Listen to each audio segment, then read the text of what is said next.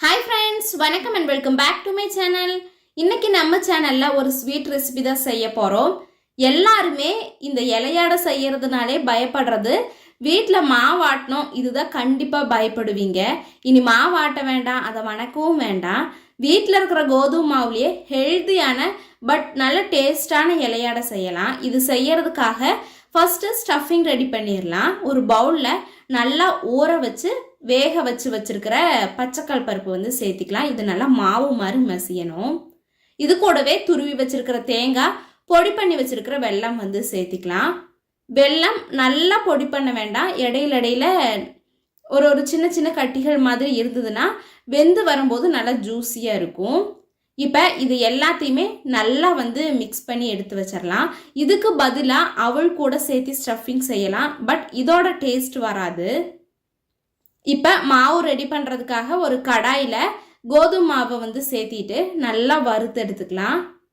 கோதுமை மாவு கலரெல்லாம் மாறாது, சேம் இதே கலரில் தான் இருக்கும். மாவு மட்டும் நல்லா சூடாக இருக்கும். அந்த டைமில் ஸ்டவ்வை ஆஃப் பண்ணிவிட்டு நல்லா ஆற வச்சிடலாம். ஆறினதுக்கு அப்புறமா தண்ணி வந்து கொஞ்சம் கொஞ்சமாக சேர்த்திட்டு நல்லா வந்து மிக்ஸ் பண்ணிக்கலாம். சுடுதண்ணியெல்லாம் சேர்த்த வேண்டாம், நார்மல் வாட்டரே போதும். மாவோட கன்சிஸ்டன்சி பார்த்தீங்கன்னா நம்ம கையில் எடுத்து பால் மாதிரி செய்யும் போது ஒட்டாமல் வரணும். இது மட்டும்தான் மாவோட கன்சிஸ்டன்சி. மாவை நல்லா வறுத்து வச்சுருக்கிறதுனால ஒட்டாமல் வந்து நமக்கு கிடைக்கும். தண்ணி மட்டும் கரெக்டாக பார்த்து அட்ஜஸ்ட் பண்ணி சேர்த்திக்கணும். இது கூடவே கொஞ்சமாக உப்பு, கொஞ்சமாக எண்ணெய் தேவை இருந்தால் சேர்த்திக்கலாம், நல்லா ஒட்டாமல் வரும். இப்போ இந்த மாவு எல்லாத்தையும் கையிலையும் நல்லா மிக்ஸ் பண்ணிக்கலாம். நம்ம சேர்த்திருக்கிற பவுலில் வந்து ஒட்டாமல் இருக்கணும் மாவு. அந்த கன்சிஸ்டன்சி வந்த உடனே ஒரு இலையில நல்லா ஆயில் அப்ளை பண்ணிவிட்டு நம்ம ரெடி பண்ணி வச்சுருக்கிற பால்ஸ் எல்லாம் இது மாதிரி வந்து தட்டி எடுத்துக்கலாம். கையில் கொஞ்சமாக தண்ணி நனைச்சிட்டு நம்ம தட்டினோம்னா ஒட்டாமல் வரும். தட்டி ரவுண்ட் ஆக்கினதுக்கு அப்புறமா நம்ம ரெடி பண்ணி வச்சுருக்கிற ஸ்டஃபிங்கும் உள்ளே வந்து சேர்த்திக்கலாம். ஸ்டஃபிங் உள்ளே வச்சதுக்கப்புறமா நல்லா வந்து ஃபோல்டு பண்ணி விட்டுறலாம்.